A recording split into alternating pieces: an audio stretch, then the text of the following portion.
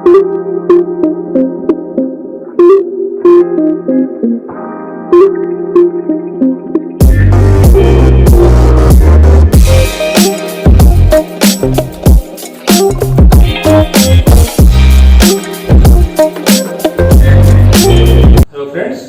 Welcome in accountancy fever channel.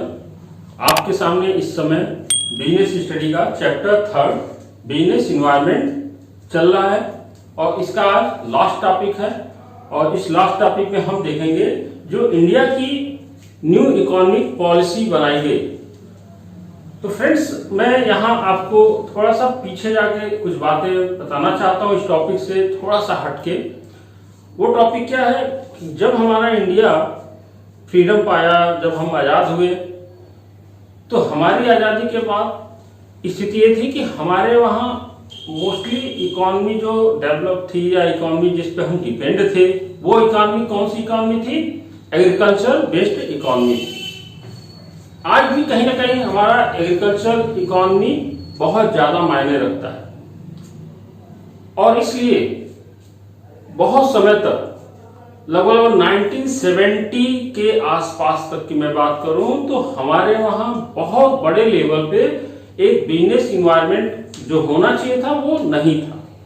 Economical growth जो business opportunities होती है उनके थ्रू बहुत ज्यादा होता है, लेकिन हमारे वहां एग्रीकल्चर बेस्ड इकोनॉमी थी। एग्रीकल्चर पे हमारी डिपेंडेंसी ज्यादा थी और इसलिए कहीं ना कहीं हमारी इकोनॉमी बहुत पीछे थी। 1991 में 24 जुलाई 1991 को गवर्नमेंट एक नया मूड के साथ काम करने के लिए तैयार हुई। और क्या मूड था कि अब हम केवल एग्रीकल्चर बेस्ड इकोनॉमी पे डिपेंड होकर के काम नहीं कर सकते हैं, हमको अपने आप को ग्लोबल करना होगा, हमको वर्ल्ड लेवल पे कंपटीशन करना है, वर्ल्ड के टेक्नोलॉजी के साथ हमको आना है, हमें अपने सिटीजन्स को भी वर्ल्ड लेवल की सारी फैसिलिटी प्रोडक्टिविटी प्रोवाइड करनी है और केवल हम एग्रीकल्चर बेस्ड इकोनॉमी के थ्रू काम नहीं कर सकते हैं, क्योंकि पूरा वर्ल्ड जो है टेक्नोलॉजी को अडॉप्ट कर रहा था, आईटी सेक्टर को अडॉप्ट कर रहा था और हम जो है एग्रीकल्चर और वो भी सीजन के ऊपर डिपेंड होकर के हमारी एग्रीकल्चर इकोनॉमी थी। तो बहुत बड़ा चेंज यहां से देखने को मिला। 1991 में इंडियन गवर्नमेंट ने एक न्यू इकोनॉमिक पॉलिसी लेके आती है और उस न्यू इकोनॉमिक पॉलिसी में, उसको मैंने बताया आपको, 24 जुलाई 1991 को यह इकोनॉमी पास हुआ और काम करना शुरू किया। इस पॉलिसी को अगर बात किया जाए तो एलपीजी के नाम से ये फेमस होता है। एलपीजी का मतलब ये नहीं आपके घरों का सिलेंडर जो है। एलपीजी का full form L for liberalisation, P for privatisation and G for globalisation. यानी इंडियन गवर्नमेंट ने जो पॉलिसी बनाई उसमें उसके 3 मेन थीम थे। वो 3 मेन थीम क्या है? लिबरलाइजेशन यानी चीजों को सामान्य करना है। सॉफ्ट मोड में आ गई गवर्नमेंट कि हमें अपने जो इंडस्ट्रीज हैं, हमारे जो इंडस्ट्रीज के अलावा जो भी नए इंडस्ट्रीज सेटअप करने हैं, इनको लिए बहुत सॉफ्ट मोड में गवर्नमेंट ने प्लान किया कि इनको हम लाइसेंसिंग और तमाम चीजों की फैसिलिटी इमीडिएट लेवल पे प्रोवाइड किया जाएगा। और अधिक से अधिक कोशिश थी गवर्नमेंट की कि हम बहुत सारे ऐसे इंडस्ट्रियल ग्रोथ के लिए जितनी भी अपॉर्चुनिटीज होनी चाहिए वो प्रोवाइड किया जाए, और इसके लिए गवर्नमेंट ने लिबरलाइजेशन का सिस्टम लाया। इस लिबरलाइजेशन में क्या था? It refers to easy licensing, यानी जो लाइसेंसिंग की सिस्टम थी बहुत ही टिपिकल थी। आपको कोई फॉर्म स्टार्ट करना है, जैसे एफएमसीजी प्रोडक्ट, आपको फूड एंड बेवरेज से रिलेटेड कोई प्रोडक्टिविटी बनानी है, उसकी लाइसेंसिंग के लिए बहुत सारे ऑफिसेस में जाना है, एप्लीकेशन डालना है, कहीं से पास होता था, कहीं से जो है वो फेल्योर कर दिया गया, मतलब कैंसिल कर दिया गया, आपका एप्लीकेशन रिजेक्ट कर दिया गया। तो ये बहुत सारे कॉम्प्लिकेशंस थे, आपको लाइसेंस नहीं मिलता था इंडिया में कोई बिजनेस करने के लिए। तो ये सिस्टम इजी किया गया, लाइसेंसिंग के सिस्टम को गवर्नमेंट ने इजी किया जिससे कि अधिक से अधिक लोग जो है, अधिक से अधिक ऑर्गेनाइजेशंस और इंडस्ट्रियल सेक्टर्स वालों को लाइसेंस दिया जा सके, इजी वे में दिया जा सके, जिससे कि वो अपनी इंडस्ट्री सेटअप कर सके। अपर FDI means foreign direct investment. यानी पहले गवर्नमेंट को ये था, क्योंकि हमें पता है कि हम पहले अंग्रेजों के गुलाम रहे और ईस्ट इंडिया कंपनी भारत में आकर के बिजनेस स्टार्ट किया और वहां पे भारत में एक बहुत बड़ा उसने अपना सिस्टम खड़ा कर लिया और हम वहीं से कहीं ना कहीं गुलामी की तरफ चले गए। गवर्नमेंट को पहले इस बात का डर होता था कि कहीं ऐसा ना हो कि फॉरेन से अगर हम पैसे लेते हैं, फॉरेन से अगर हम इन्वेस्टमेंट लेते हैं, तो कहीं ऐसा ना हो कि कोई फॉरेन की कंपनी आकर हमारे इंडिया में सिट कर जाए और हम फिर उनके अंडरटेकिंग में आ जाए। तो गवर्नमेंट पहले इसको बैन किया हुआ था। अब गवर्नमेंट ने कुछ पॉलिसीज, कुछ रिस्ट्रिक्शंस लगा करके और एफडीआई को अपर लिमिट, मतलब अधिक से अधिक फॉरेन डायरेक्ट इन्वेस्टमेंट के लिए स्कीम आप ओपन कर दिया, जिससे कि फॉरेन से भी हम अपने इंडिया में इंडस्ट्रियल डेवलपमेंट के लिए इन्वेस्टमेंट करा सकें। जो फॉरेनर्स हैं वो भी अपना यहाँ पे पैसे लगा सकें और वहां की बहुत सारी कंपनियां, मल्टीनेशनल कंपनी भी यहाँ आकर के इंडस्ट्रियल सेटअप लगा सके, जिससे कि यहाँ पे इंडस्ट्री का ग्रो होगा, प्लस साथ में एम्प्लॉयमेंट। भाई वहां से पैसे तो ला करके लगाएंगे, यहाँ जमीन लेंगे, प्लॉट लेंगे, फैक्ट्री लगाएंगे, सारी चीजें, टेक्नोलॉजी वो लेके आते हैं वहां से, लेकिन जो उनके वर्कर्स चाहिए, जो उनके मैनेजर्स चाहिए, तमाम उनको जो एम्प्लॉय चाहिए, वो तो कहीं ना कहीं अगर 10% फॉरेन से आते हैं तो 80-90% हमारे इंडिया के लोग, तो एक तरह से एम्प्लॉयमेंट भी ग्रो होगा। तो गवर्नमेंट ने यहाँ पे क्या किया, maximum investment, foreign direct investment का ऑफर ओपन किया। Public sector to private, government ने लिबरलाइजेशन में क्या किया कि पहले गवर्नमेंट, जो सेंट्रल गवर्नमेंट थी है, वो क्या करती थी, इंडस्ट्रियल सेक्टर पे बहुत बड़ा बैन था कि आप कोई भी इंडस्ट्री बिना गवर्नमेंट के परमिशन नहीं लगा सकते, और मैक्सिमम जो इंडस्ट्रीज थे वो गवर्नमेंट के, सेंट्रल गवर्नमेंट के अंडरटेकिंग में थे। सेंट्रल गवर्नमेंट ही उन सारे ऑर्गेनाइजेशंस को, उन इंडस्ट्रीज को रन करता था। बाद में इस सेंट्रल गवर्नमेंट को एहसास हुआ कि ये हमारा काम नहीं है कि हम इंडस्ट्री लगाएं और हम इंडस्ट्रियल कंट्रोल बना के चलें। हमारा काम होता है अपने सिटीजन्स को बेहतर से बेहतर facility, goods and productivity provide करना। हमको यहाँ एडमिनिस्ट्रेशन को मैनेज करना चाहिए, ना कि इंडस्ट्रीज को मैनेज करना चाहिए। अगर एक गवर्नमेंट इंडस्ट्री चलाने लगेगा तो फिर तो व्यवसाय करने लगा।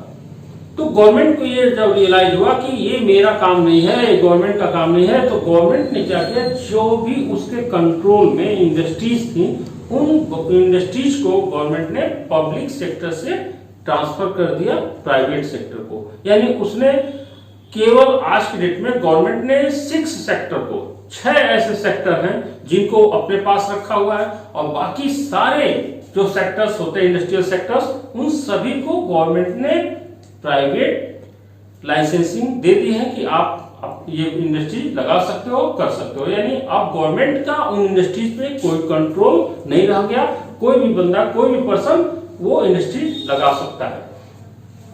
पब्लिक सेक्टर टू प्राइवेट के बाद नेक्स्ट है हमारा फॉरेन टेक्नोलॉजी। ये बहुत ही इंपॉर्टेंट चीज है। हमें पता है कि हमारे पास मैन पावर तो था, हमारे पास कैपिटल नहीं था इंडिया में, लेकिन कैपिटल भी आ गया। लेकिन अगर हम फॉरेन से वर्ल्ड लेवल के टेक्नोलॉजी को अडॉप्ट नहीं करते हैं तो कैपिटल होने के बावजूद भी हमारे पास नई जो टेक्नोलॉजी है वो टेक्नोलॉजी हमको नहीं मिल पाएगी।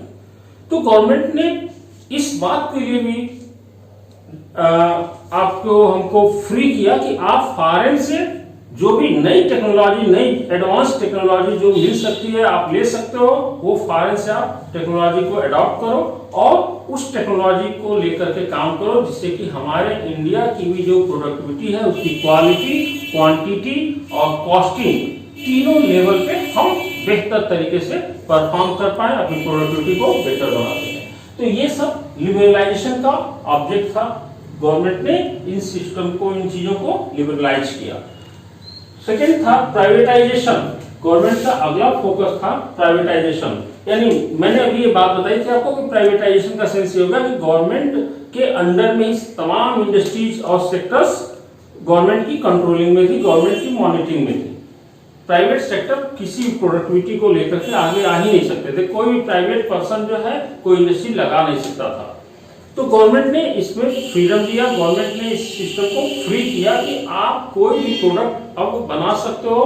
गवर्नमेंट का वो मैंने कहा ना 6 सेक्टर्स को उसने अपने हाथ में रख लिया और बाकी सेक्टर्स को रिलीज कर दिया, फ्री कर दिया कि आप जाकर के कोई भी प्राइवेट मतलब फैक्ट्री इंडस्ट्री सेटअप कर सकते हो। यानी ये प्राइवेटाइजेशन का मतलब है जो प्राइवेट लोगों के पास बहुत ज्यादा कैपिटल था और उस कैपिटल का यूटिलाइजेशन नहीं हो पाता था, तो ये हुआ कि भाई बहुत सारे लोग पैसे फंड तो रखे हैं लेकिन उनके पास ऑप्शंस नहीं थे काम करने के लिए।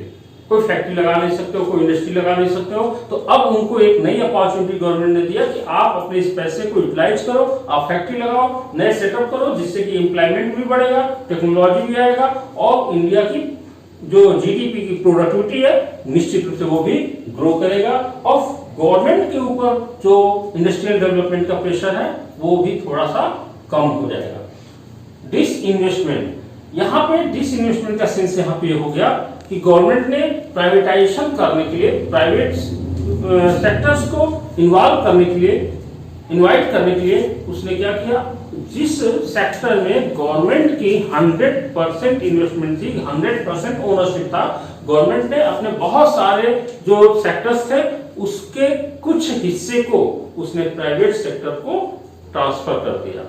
सपोज दैट कोई एक इंडस्ट्री है और उसमें 100 रुपए का इन्वेस्टमेंट है सेंट्रल गवर्नमेंट का और वो पूरी इंडस्ट्री सेंट्रल गवर्नमेंट के साथ थी, उसी के हाथ में थी। सेंट्रल गवर्नमेंट ने क्या किया, उसमें कि 30% के 40% के 20% के अपना जो ओनरशिप है वो प्राइवेट सेक्टर को सेल कर दिया। यानी किसी और ऐसे पर्सन को जिसके पास फंड तो है लेकिन वो बिजनेस लगा नहीं सकता था, गवर्नमेंट ने उसको इनवाइट किया कि आओ और आप हमारे इस फॉर्म में ओनरशिप ले लो, 30% के शेयर होल्डर बन जाओगे आप। तो गवर्नमेंट ने उनसे 30% मीन्स 30 रुपये ले लिया और उनको अपने उस पब्लिक सेक्टर में इन्वॉल्व कर दिया। जो भी प्रॉफिटेबिलिटी होगी उस प्राइवेट सेक्टर, इससे क्या हुआ कि गवर्नमेंट को 30% का अमाउंट मिल गया और उस पैसे को गवर्नमेंट अन्य इंफ्रा में और सोशल एक्टिविटीज में खर्च कर लेती। प्लस प्राइवेट सेक्टर के इन्वॉल्व होने से गवर्नमेंट का जो एडमिनिस्ट्रेशन था, प्रेशर था कि सारी चीजों को मॉनिटर करना, उस ऑटोमेटिकली वो प्राइवेट सेक्टर ने जब पैसे इन्वेस्ट किया तो डेफिनेटली वो उसको सही तरीके से चलाने के लिए, काम करने के लिए निश्चित रूप से वो बेहतर डिसीजन भी लेंगे प्राइवेट सेक्टर वाले। तो इस तरह के रोल्स प्राइवेटाइजेशन के लिए गवर्नमेंट ने लिया। नेक्स्ट हमारा टॉपिक था यहाँ पे ग्लोबलाइजेशन, और ग्लोबलाइजेशन का सेंस ये है कि उस न्यू इकोनॉमिक पॉलिसी में ये सबसे बड़ा चेंज देखने को मिला गवर्नमेंट के विजन में कि गवर्नमेंट को अब ये एहसास होने लगा है कि अब हम केवल अपने कंट्री के लिए ही प्रोडक्टिविटी करें और केवल अपने कंट्री तक ही लिमिटेड रह जाए, ये सही नहीं है। हमें भी कहीं ना कहीं जो ग्लोबल लेवल पे, पूरे वर्ल्ड लेवल पे जो प्रोडक्टिविटी है, जो कॉस्टिंग है, जो टेक्नोलॉजी है और जो भी ग्लोबल लेवल पे जो डेवलपमेंट है उनके साथ हमें भी आगे बढ़ना होगा, उनको देख करके हमें आगे चलना है। और इसलिए गवर्नमेंट की एक ये विजन है कि हमें अपने जो इंडस्ट्रीज हैं उनकी जो प्रोडक्टिविटी है, जो उनकी क्वालिटी है, जो उनकी टेक्नोलॉजी है, जो उनकी कॉस्टिंग आ रही है, अगर हम इन सारी चीजों को ग्लोबल लेवल की जो इंडस्ट्रीज काम कर रही हैं उनके सिमिलर वो सारी चीजें हम अगर अवेलेबल कराते हैं तो हमारी भी जो प्रोडक्टिविटी होगी वो ग्लोबल लेवल के ब्रांड के रूप में देखी जाएंगी और कहीं ना कहीं इससे हम अपने प्रोडक्ट को क्या कर सकेंगे, एक्सपोर्ट कर सकें। यानी हमारी जो गुड्स की क्वालिटीज हो, जो कॉस्ट हो, इस लेवल की हो जिससे कि ग्लोबल लेवल पे हम जो भी अदर प्रोडक्ट्स हैं उनके पैरेलल हम भी काम कर सके और हमारी प्रोडक्ट की डिमांड हमारे कंट्री से निकल करके फॉरेन कंट्रीज में भी हो पाए, जिससे कि यहाँ पे इंडस्ट्रीज भी लगेंगे, यहाँ के प्रोडक्ट को फॉरेन में बेचेंगे, फॉरेन में बेच करके हम वहां से अधिक फॉरेन करेंसीज को भी कलेक्ट कर सकते हैं। तो इसमें ग्लोबलाइजेशन में गवर्नमेंट ने क्या विजन था, क्या लेकर के काम किया, globalisation easy international trade policy. Government ने क्या किया कि हमारे जो प्राइवेट सेक्टर के या प्राइवेट के अलावा पब्लिक सेक्टर के भी जो इंडस्ट्री थे उनके लिए एक रास्ता ओपन कर दिया कि आप इंटरनेशनल जो पॉलिसीज हैं, इंटरनेशनल बिजनेस के जो पॉलिसी है, इंटरनेशनल पॉलिसी से सेंस हो गया वर्ल्ड ट्रेड ऑर्गेनाइजेशन के द्वारा या और भी जो भी IMF है, इंटरनेशनल मनी फंड या मॉनेटरी फंड, तो ये जो ऑर्गेनाइजेशंस हैं उनके साथ कनेक्टिविटी बनाना और उनके साथ कनेक्ट होकर के उनके थ्रू हम भी काम करेंगे और उनके लेवल पे काम करने के लिए तैयार होंगे। अगला इसका कॉन्सेप्ट क्या है? Reduce import duty. गवर्नमेंट ने अपने वहां जो प्राइवेट सेक्टर को अलाउ किया उसका ये था कि भाई आप मैक्सिमम प्रोडक्टिविटी करो और इंपोर्ट ड्यूटी को कम करने का लॉजिक क्या रहा गवर्नमेंट का, जिससे कि हम फॉरेन से जो मशीनरीज हैं, जो रॉ मटेरियल्स हैं, उनको हम चीप रेट पे, कम कीमत पे हम इंडिया में ला सके और उन टेक्नोलॉजी को यूज कर सके। साथ में गवर्नमेंट ने एक्सपोर्ट इंपोर्ट समय समय पे इस पॉलिसी में गवर्नमेंट बार बार चेंज करती रहती है सिचुएशन के आधार पे। जैसे मैं अभी बताऊं आपको कि कोविड-19 के लिए जो ये वैक्सीनेशन वाला सिस्टम है, इस वैक्सीनेशन में क्या हुआ, हमने फॉरेन से कई सारी कंपनियों से बात की है इंडियन गवर्नमेंट ने कि हमें वैक्सीन चाहिए होगा, लेकिन गवर्नमेंट ने बहुत सारे वैक्सीन इंडिया के बाहर सप्लाई किया। गवर्नमेंट को ये नहीं पता था कि बहुत बड़ा ये एक चैलेंज इंडिया में आने वाला है वैक्सीनेशन को लेकर के, और गवर्नमेंट ने अपने इंडिया के बहुत सारे वैक्सीन को फॉरेन में सप्लाई कर दिया, जो छोटे कंट्रीज हैं, पुअर कंट्रीज हैं। लेकिन बाद में गवर्नमेंट को ये रियलाइज होता है कि नहीं, हमारे वहाँ के इंडियंस को ही बहुत ज्यादा अभी वैक्सीनेशन की जरूरत है, तो गवर्नमेंट ने क्या किया, इन दवाओं के, इन वैक्सीनेशन के जो वैक्सीन हैं वो वैक्सीन को बैन किया फॉरेन में सप्लाई करने से। यानी क्या हुआ, एक्सपोर्ट ड्यूटी को बढ़ा दिया या बैन कर दिया कि आप इंडिया में अगर प्रोडक्ट करते हो तो उस प्रोडक्ट को, वैक्सीन को आप फॉरेन में सप्लाई नहीं कर सकते हो। तो ये इंपोर्ट एक्सपोर्ट के जो कॉन्सेप्ट हैं, थ्योरीज हैं, वो गवर्नमेंट हमेशा मॉनिटरिंग करती है और समय समय पे चेंज करती रहती है। रिड्यूस इंपोर्ट ड्यूटी या इंक्रीज इंपोर्ट ड्यूटी, बहुत सारी चीजें हो सकती है। Connectivity with IMF, world trade organisation and MNC। Government का ये है कि अब हमें ग्लोबल लेवल पे काम करना है, इसलिए हमको जो ग्लोबल लेवल के ऑर्गेनाइजेशंस हैं, IMF, world trade organisation and multinational companies, इनके रूल्स रेगुलेशंस को भी फॉलो करना है और इनके बनाए गए पॉलिसीज के आधार पे हमें अपनी प्रोडक्टिविटी को ग्रो करनी है। और इससे कहीं ना कहीं ये जो LPG सिस्टम है, कहीं ना कहीं निश्चित रूप से यह हमारे GDP के ग्रोथ में बहुत बड़ा इम्पैक्ट लेके आने वाला है। और हम इसको ये कहेंगे कि ये हमारे इंडिया की जो इंडस्ट्रियल रिवॉल्यूशन है, वो इंडियन इंडस्ट्रियल रिवॉल्यूशन 24 जुलाई 1991 को आया। अब रही बात, गवर्नमेंट ने ये सिस्टम तो बना दिया, LPG, liberalisation, privatisation and globalisation. 1991 में ये पॉलिसी बनी, समय समय पे इसमें बहुत सारे चेंजिंग होते रहे, इसके एडवांटेज और डिसएडवांटेज होते रहे, लेकिन फाइनली अगर इसका रिव्यू किया जाए कि इसके क्या फायदे नुकसान हैं, तो इसमें देखा जाए कि इसके फायदे क्या हुए। इम्पैक्ट ऑफ न्यू पॉलिसी, नई पॉलिसी का क्या इफेक्ट हुआ हमारी इकोनॉमी पे, हमारी इंडियन इकोनॉमी पे इसका क्या इम्पैक्ट आ रहा। First point is given for increase competition. निश्चित रूप से क्या हुआ, बहुत सारे इंडस्ट्रीज, प्राइवेट सेक्टर की इंडस्ट्रीज मार्केट में आ गए। यहां इंडिया में MSME को गवर्नमेंट प्रमोट कर रहा है कि बहुत सारे छोटे छोटे इंडस्ट्रीज लगाए जाएं, और इन छोटे इंडस्ट्रीज को लगाने के पीछे गवर्नमेंट का ये है कि जितनी ज्यादा इंडस्ट्री लगेंगी प्रोडक्टिविटी उतनी ज्यादा होगी, और प्रोडक्टिविटी की क्वालिटी भी, कंपटीशन होने के कारण क्वालिटी भी बेहतर होगी, कस्टमर को अच्छे गुड्स की सप्लाई हो पाएगी और कॉस्टिंग भी कम हो पाएगी। क्योंकि जब कंपटीशन होगा तो टेक्नोलॉजी अडॉप्ट किया जाएगा, जब कंपटीशन होगा तो क्वालिटी बेहतर किया जाएगा। तो कंपटीशन एक लाने का ऑप्शन था। सेकेंड पॉइंट कर रहा है डेवलपिंग वर्कर्स। इसका एक और इम्पैक्ट हुआ कि जब हमारे वर्कर्स न्यू एजुकेशन पॉलिसी के पहले किसी फॉरेन टेक्नोलॉजी को, फॉरेन मैकेनिज्म को अडॉप्ट ही नहीं कर पाते थे, क्योंकि हम वहां से इंपोर्ट नहीं कर पाते थे चीजों को।